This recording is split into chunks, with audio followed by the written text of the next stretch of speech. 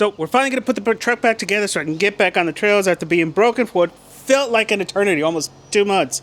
So, hey guys, how do we keep it dirty off-road? And in this video, we're finally putting the truck back together. We're going to get our new lift mounts fixed, and we're going to put it all back together. But first, we need to go to HM and get our new mounts installed because we finally got a spot in this shop, and it was a quick in and out, one day, all done. I hate you. Why are we doing this? Again, they complain a lot.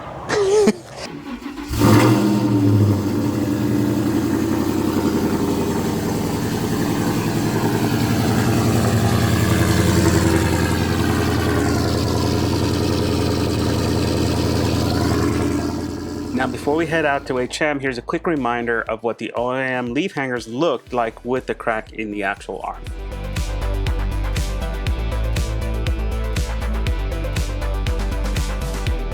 Driving without the shocks and without the weight of the bed in the back was pretty odd. I had to stop and get gas, and I got some funny looks at the gas station.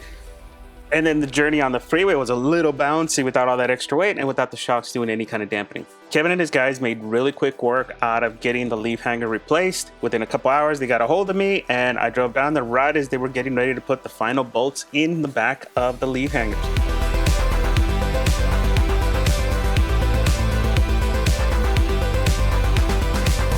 I was eager to get back on dirt, so I quickly took the truck home, and my goal was to try to get as much back on the truck as possible that afternoon.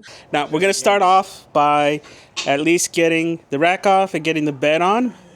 This is actually the afternoon, so we don't have much time left, so we're gonna try to get as much as done as we can here in the next hour, and then I'll come back the next day and finish her up.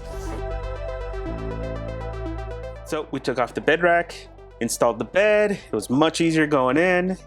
Installed the bed rack back on and everything. It spent about 30 to 45 minutes aligning everything with the bed and everything to make sure everything threaded in correctly.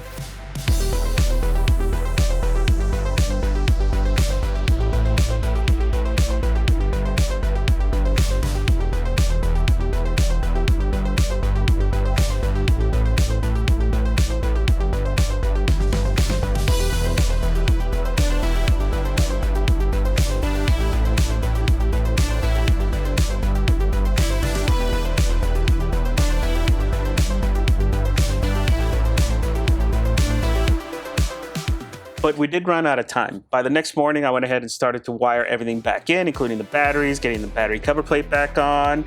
My boys were installing the rear bumper, and then we installed the tailgate, and then finally wiring everything back up. Tail lights, all the sensors, everything in the back, and that honestly took the longest because of how complicated all that is.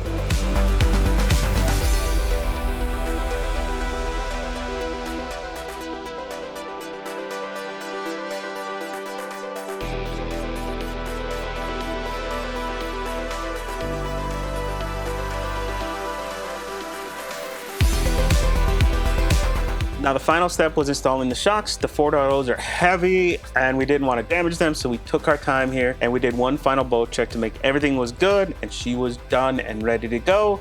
There was only one thing left, and that was to charge the shocks with nitrogen, and she would be ready to go. But we're going to show you guys that in another video because I think that's something that a lot of people don't know, so might as well share that and do a dedicated video on how to check the nitrogen levels in your shocks and how to pressurize them. All right guys, that's it for this video. Questions and comments below. Please consider subscribing, and thank you for watching.